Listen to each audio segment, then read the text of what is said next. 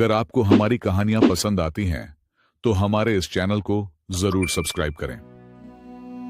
यह आज से करीब कई बरस पहले की बात है, जब लोग सादा जिंदगी गुजारते थे। एक छोटे से गांव में आबिद नाम का एक नौजवान रहता था। वह अल्लाह पर बहुत यकीन रखता था और रोजी कमाने के लिए मजदूरी करता था। उसका ईमान था कि जो तकदीर में लिखा है वही मिलेगा। आबिद की जिंदगी बहुत सादा और पुरसुकून थी। वह हर रोज सुबह सवेरे उठकर अल्लाह का नाम लेता, वुजू करके फज्र की नमाज अदा करता और फिर मजदूरी के लिए निकल जाता। उसके साथ घर में उसके बूढ़े वालिदैन रहते थे, जिनकी खिदमत वह दिलो जान से करता था। गांव के लोग आबिद की मेहनत, ईमानदारी और नरम मिजाज की बहुत तारीफ करते थे, मगर किस्मत को कुछ और ही मंजूर था। एक दिन गांव में यह खबर तेजी से फैल गई कि बादशाह का वजीर करीबी इलाकों का दौरा कर रहा है और नौजवानों को फौज में भर्ती किया जाएगा। यह सुनकर पूरे गांव में खौफ और बेचैनी फैल गई। आबिद के बूढ़े वालिदैन सख्त परेशान हो गए, क्योंकि उनका एक ही सहारा उनका बेटा था। मां की आंखों में आंसू थे और बाप की जबान पर खामोश दुआएं। मगर आबिद ने मुस्कुराकर कहा, अब्बा, जो कुछ अल्लाह चाहेगा वही होगा, वही हमारा हाफिज है। वजीर की आमद से एक दिन पहले आबिद के वालिद ने उसे खामोशी से पास बुलाया। चेहरे पर फिक्र और आंखों में राज छिपा था। वो बोले, बेटा, तुम्हारे नाना ने बरसों पहले एक खजाना छुपाया था, जिसके बारे में सिवाय मेरे कोई नहीं जानता। आबिद हैरान रह गया। वालिद ने आहिस्ता आवाज में कहा, वो खजाना दूर पहाड़ों के पीछे है, मगर वहां पहुंचना आसान नहीं, रास्ता बहुत खतरनाक है। आबिद ने अदब से पूछा, अब्बा, आपने कभी उस खजाने को हासिल करने की कोशिश क्यों नहीं की? वालिद ने गहरी सांस लेते हुए जवाब दिया, बेटा, मैंने कोशिश तो की थी, मगर रास्ते में पहाड़ों का तूफान और खतरनाक जानवर आ गए। उस दिन मैंने समझ लिया कि शायद यह खजाना मेरी किस्मत में नहीं, बल्कि तुम्हारे नसीब में हो। वजीर की आमद से एक दिन पहले आबिद ने दिल में पुख्ता इरादा किया कि वह गांव छोड़कर उस खजाने की तलाश में निकलेगा। उसका यकीन था कि शायद यह मौका अल्लाह की तरफ से एक इशारा है। उसने अपने वालिदैन के कदम चूमे, उनसे दुआएं ली। वालिदा ने उसके हाथ में कुछ सिक्के और थोड़ी सी रोटियां रखीं और लरजती आवाज में कहा, अल्लाह तुम्हारा हाफिज हो बेटा। आबिद ने आसमान की तरफ देखा और दिल ही दिल में कहा, या अल्लाह, मेरा सफर तेरे हवाले। अगली सुबह सूरज की पहली किरण के साथ ही आबिद ने सफर का आगाज किया। उसके हाथ में एक पुराना सा नक्शा था जो उसके वालिद ने उसे दिया था। गांव से निकलते वक्त उसने पीछे मुड़कर अपने गांव को देखा। जब वो गांव की सरहद पार कर रहा था, उसने दूर से वजीर का काफिला आते देखा। आबिद ने अल्लाह का शुक्र अदा किया कि वो बरोकत निकल आया। रास्ते में आबिद की मुलाकात एक बूढ़े शख्स से हुई, जो दरख्त के साए तले घास पर बैठा सादा सी रोटी खा रहा था। उसके चेहरे पर सुकून और आंखों में नरमी थी। जब उसने आबिद को देखा तो मुस्कुराकर बोला, बेटा, कहां का सफर है अकेले? आबिद ने खजाने का जिक्र नहीं किया और कहा, बस ऐसे ही सफर पर निकला हूं। बूढ़े ने मुस्कुराकर आबिद की आंखों में देखा और नरम लहजे में कहा, बेटा, मैं महसूस कर सकता हूं कि तुम किसी खास चीज की तलाश में हो, मगर याद रखो, कभी कभी जिस चीज को हम दूर ढूंढने निकलते हैं वो हमारे पास ही होती है, और कभी जिस चीज से हम भागते हैं वही तकदीर बनकर हमारे सामने आ जाती है। आबिद ने बूढ़े की बात सुनी, मुस्कुराकर सलाम किया और आगे बढ़ गया। वो कुछ कहे बिना अपने रास्ते पर चलता रहा। थोड़ी दूर जाकर उसे एक दोराहा मिला, एक सीधा और आसान रास्ता, दूसरा कठिन और पहाड़ी। उसने नक्शे पर नजर डाली, जिसमें पहाड़ी रास्ता दिखाया गया था। आबिद ने बिना खौफ के कहा, अल्लाह पर भरोसा है, तकदीर में जो लिखा है वही होगा। आबिद ने अल्लाह का नाम लेकर पहाड़ी रास्ते पर कदम रखा। रास्ता मुश्किल था, मगर उसका हौसला मजबूत। सूरज धीरे धीरे पहाड़ों के पीछे छुपने लगा, तो उसने सोचा कि रात बिताने के लिए कोई सुरक्षित जगह ढूंढनी होगी। कुछ दूर चलने के बाद उसे एक छोटा सा गांव दिखा, जो वादी के किनारे बसा था। उसके दिल में शुक्र का एहसास उठा और वो बोला, अल्लाह वाकई अपने बंदों को कभी अकेला नहीं छोड़ता। गांव पहुंचते ही आबिद ने देखा कि वहां अफरा तफरी मची हुई है। लोग एक कुएं के आसपास जमा थे और शोर मचा हुआ था। पता चला कि एक छोटा बच्चा कुएं में गिर गया है और सब उसे निकालने की कोशिश कर रहे हैं, मगर कोई हिम्मत नहीं कर पा रहा। आबिद ने एक पल भी देर न की, अपना सामान जमीन पर रखा और सीधा कुएं में उतर गया। लोग हैरान रह गए कि एक अजनबी इतनी हिम्मत कैसे दिखा सकता है। काफी कोशिशों के बाद आबिद ने बच्चे को अपनी बाहों में थामकर ऊपर पहुंचा दिया। गांव वाले खुशी से झूम उठे। बच्चे के मां बाप की आंखों से शुक्र के आंसू बहने लगे। बच्चा गांव के सरदार का बेटा था। सरदार ने आबिद को गले लगाया और कहा, बेटा, तुमने आज हमारे लिए जान से कीमती चीज बचाई है। आज रात हमारे मेहमान बनो। कल सुबह तुम्हें इज्जत के साथ रवाना किया जाएगा। रात के खाने के बाद जब सब लोग आराम कर रहे थे, सरदार ने आबिद को पास बुलाया और नरमी से पूछा, नौजवान, तुम कहां जा रहे हो और क्यों? आबिद ने कुछ पल सोचा, फिर सच बताने का फैसला किया। उसने पूरे यकीन से अपना किस्सा सुनाया और खजाने का जिक्र किया। सरदार खामोशी से सुनता रहा, फिर बोला, बेटा, मैं उस खजाने के बारे में जानता हूं। आबिद हैरान रह गया। सरदार ने कहा, तुम्हारे नाना और मेरे वालिद गहरे दोस्त थे। वो खजाना सोना चांदी नहीं, बल्कि एक अमानत है, एक पुरानी और कीमती किताब जिसमें इल्म के मोती छिपे हैं। सरदार ने आगे बताया, तुम्हारे नाना बहुत बड़े आलिम थे। उन्हें डर था कि उनका इल्म गलत हाथों में न चला जाए, इसलिए उन्होंने वो किताब छिपा दी। उसे वहीं पा सकता है जिसके दिल में सच्चा ईमान और सब्र हो। आबिद अब और भी मुतासिर हुआ। उसने पूछा, क्या आप जानते हैं कि वो किताब कहां है? सरदार ने कहा, हां, लेकिन रास्ता खतरनाक है। तुम्हें एक जंगल से गुजरना होगा, फिर एक गुफा में पहुंचना होगा। अगली सुबह सरदार ने आबिद को एक नया नक्शा और कुछ खाने का सामान दिया।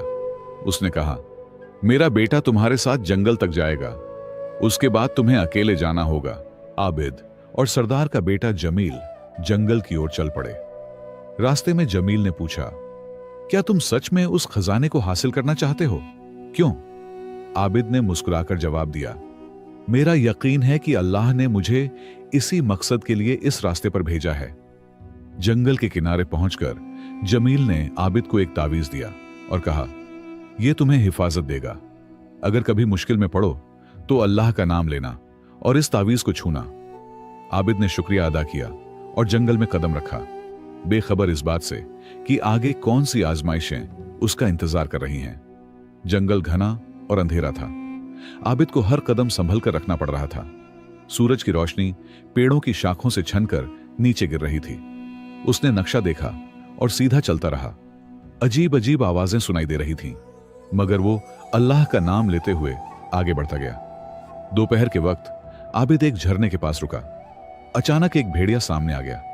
उसका दिल तेजी से धड़कने लगा। उसने तावीज को छुआ और अल्लाह का नाम लिया। हैरानी की बात थी कि भेड़िया उसे देखता रहा और फिर शांति से वहां से चला गया। शाम ढलने लगी थी।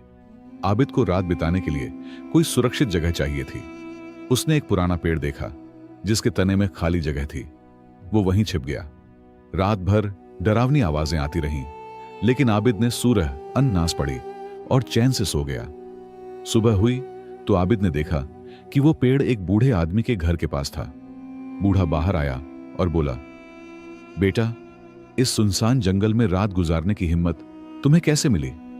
आबिद ने मुस्कुराकर कहा, जो अल्लाह पर भरोसा करता है वो कभी ना उम्मीद नहीं होता। बूढ़े ने मुस्कुराते हुए कहा, आओ बेटा, नाश्ता करो। वो उसे अपने घर ले गया। खाने के बाद आबिद ने अपने सफर का मकसद बताया। बूढ़ा कुछ देर खामोश रहा, फिर बोला, मैं तुम्हारे नाना का दोस्त था। वो किताब बहुत कीमती है, लेकिन उसे पाने के लिए तुम्हें एक बड़ी आजमाइश से गुजरना होगा। बूढ़े ने बताया, आगे एक रास्ते पर तुम्हें 3 मुसाफिर मिलेंगे, एक अमीर, एक आलिम और एक फकीर। तीनों तुम्हारी मदद मांगेंगे, मगर तुम सिर्फ एक की मदद कर सकोगे। यही तुम्हारी किस्मत की परीक्षा होगी। आबिद ने पूछा, मैं कैसे तय करूं कि किसकी मदद करूं? बूढ़े ने मुस्कुराकर कहा, अपने दिल की आवाज सुनो। अगर तुम्हारा दिल साफ है तो अल्लाह खुद तुम्हें रास्ता दिखाएगा। आबिद ने शुक्रिया कहा और सफर जारी रखा, मगर उसका दिल बेचैनी से भरा हुआ था। थोड़ी दूर चलने के बाद आबिद ने देखा कि एक शाही कपड़े पहने अमीर आदमी रास्ते पर बैठा है। उसका घोड़ा जख्मी था। अमीर ने कहा, मुझे शहर तक पहुंचना है, मेरे पास सोना है, तुम्हें इनाम दूंगा। आबिद आगे बढ़ा ही था कि दूसरी आवाज आई। एक बुजुर्ग आलिम भारी किताबें उठाए खड़ा था। उसने कहा, मुझे मदरसे तक पहुंचना है, मेरे पास इल्म है, तुम्हें सिखाऊंगा। अभी आबिद सोच ही रहा था कि तीसरी आवाज आई। एक बीमार फकीर जमीन पर गिरा हुआ था। उसने कमजोर आवाज में कहा, मुझे पानी चाहिए, मैं मर रहा हूं। आबिद के सामने 3 रास्ते थे, दौलत, इल्म और इंसानियत का। उसने गहरी सांस ली और सोचा, क्या यही मेरी तकदीर की असली आजमाइश है? आबिद ने कुछ पल सोचा, फिर फकीर की तरफ गया और अपनी पानी की मशक उसके होंठों से लगाई। फकीर ने पानी पिया तो उसकी आंखों में नई जिंदगी की चमक आ गई। अमीर और आलिम दोनों मायूस होकर वहां से चले गए। फकीर ने आबिद को दुआ दी। पानी पीने के बाद फकीर ने कहा, तुम्हारी नेकी बेकार नहीं जाएगी, तुमने दौलत और इल्म के बदले एक जान बचाई है। आबिद ने नम्रता से कहा, मैंने वही किया जो अल्लाह को पसंद था। फकीर मुस्कुराया और बोला, तुम सही रास्ते पर हो बेटा। फकीर ने आबिद को एक छोटा सा पत्थर दिया और कहा, इसे अपने पास रखना, जब तुम गुफा तक पहुंचो तो इसे जमीन पर रखना, यह तुम्हें रास्ता दिखाएगा। आबिद ने शुक्रिया कहा और पत्थर संभाल लिया। चलते हुए उसके दिल में अजीब सुकून था, जैसे अल्लाह उसे कदम कदम पर राह दिखा रहा हो। जंगल से निकलते ही आबिद को दूर पहाड़ी इलाका दिखा। नक्शे के मुताबिक उसे पहाड़ के पीछे जाना था, जहां गुफा थी। रास्ता बहुत कठिन और फिसलन भरा था।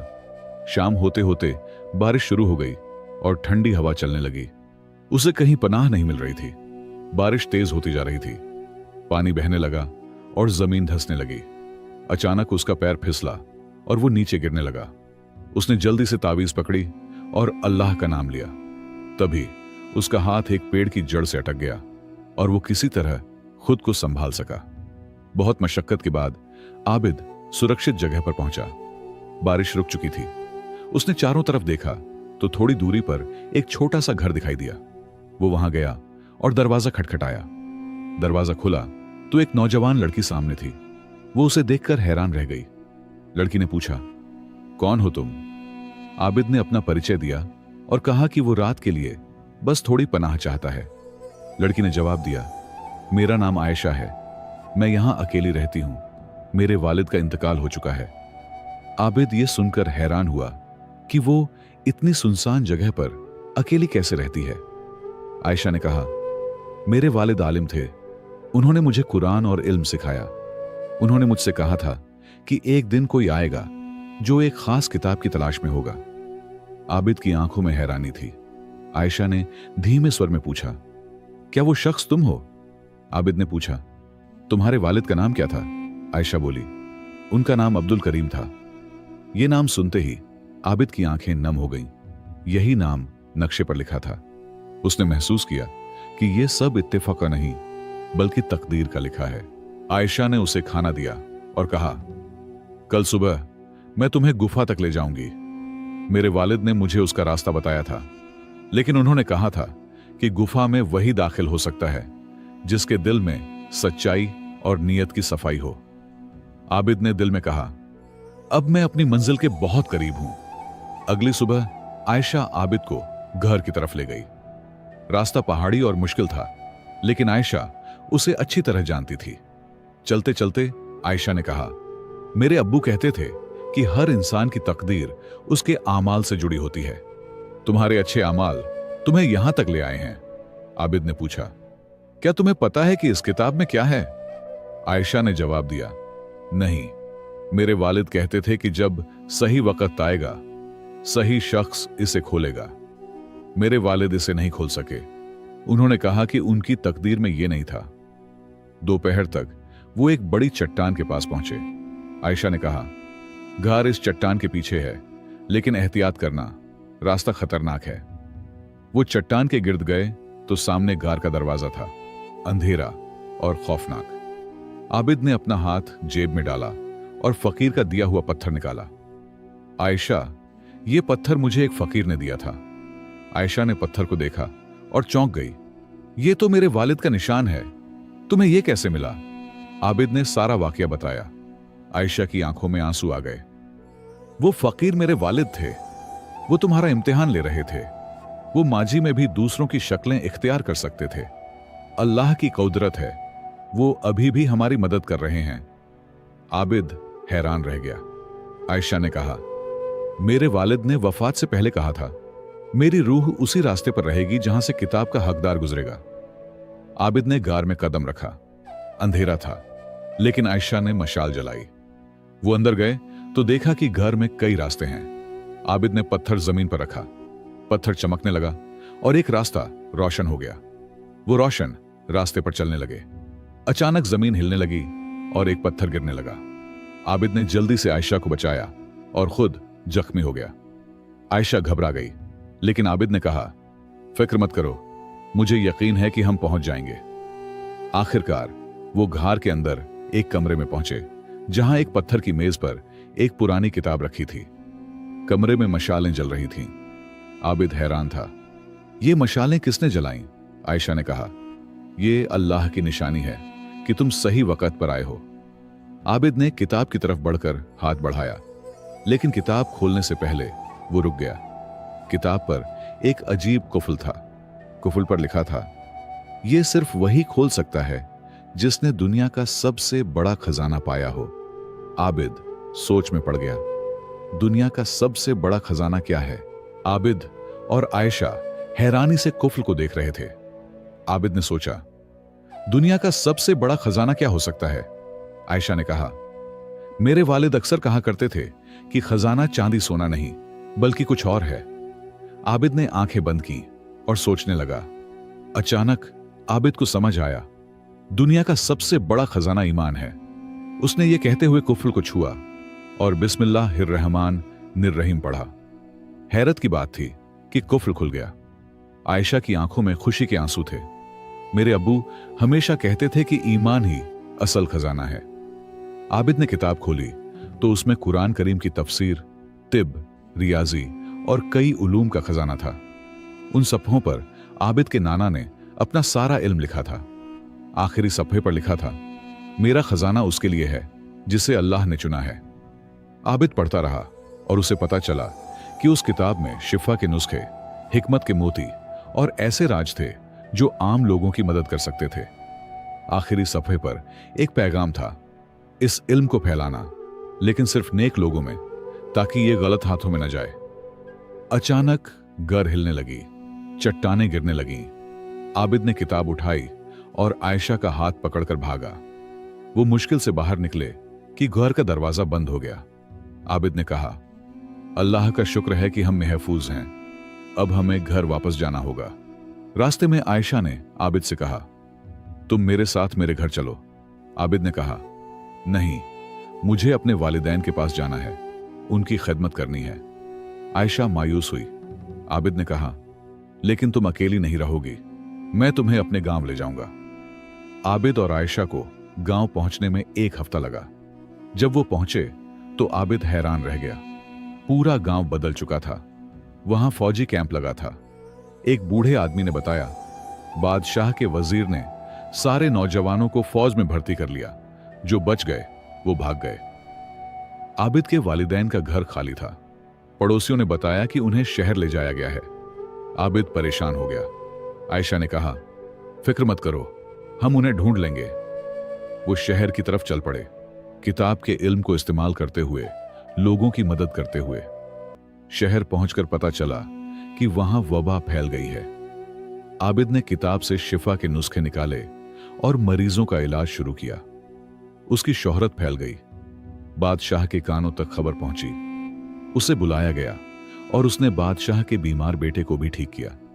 बादशाह ने खुश होकर आबिद से कहा, जो चाहो मांग लो। आबिद ने अपने वालिदैन को ढूंढने की दरख्वास्त की। जब वालिदैन मिले तो उन्होंने बताया कि वो आबिद को ढूंढ रहे थे। आबिद ने समझा कि तकदीर का लिखा मिलकर रहता है। उसने आयशा से निकाह किया और इल्म को फैलाने लगा, ये समझते हुए कि असल खजाना ईमान, इल्म और अच्छे अमाल हैं। तकदीर का लिखा मिलकर रहता है, लेकिन ये हमारे अमाल से जुड़ा है। आबिद की कहानी हमें सिखाती है कि दुनिया का असल खजाना सोना चांदी नहीं, बल्कि ईमान, इल्म और अच्छे अमाल हैं। जब हम अल्लाह पर भरोसा करते हैं और दूसरों की मदद करते हैं, तो रास्ते खुद ब खुद खुल जाते हैं। हमेशा याद रखो, आजमाइशों के बाद ही इंसान अपनी मंजिल पाता है, और जो तकदीर में लिखा है वो हमें जरूर मिलता है, लेकिन उसके लिए सब्र, मेहनत और नेक नियत जरूरी है। असल कामयाबी दुनिया में नहीं, बल्कि इंसान के किरदार में है। दोस्तों, उम्मीद करता हूं कि आपको यह कहानी पसंद आई होगी। अगर पसंद आई हो तो एक लाइक जरूर करें और मेरे चैनल स्टोरीज विद सोहेल को सब्सक्राइब करना ना भूलें। आपका सपोर्ट मेरे लिए बहुत कीमती है। अल्लाह आप सबको हमेशा खुश रखे, सेहतमंद रखे, आप पर और आपके घर वालों पर अपनी रहमत बरसाए और आपकी जिंदगी में बरकत अता करे। आपका हर एक लाइक और सब्सक्रिप्शन हमारे लिए मोटिवेशन है कि हम आपके लिए और भी अच्छी और दिलचस्प इस्लामी कहानियां लाते रहें। अल्लाह आपको हर मुश्किल से बचाए और आपकी हर दुआ कबूल करे। बहुत बहुत शुक्रिया दोस्तों, इतना सपोर्ट करने के लिए। मिलते हैं एक और कहानी के साथ। तब तक के लिए अल्लाह हाफिज।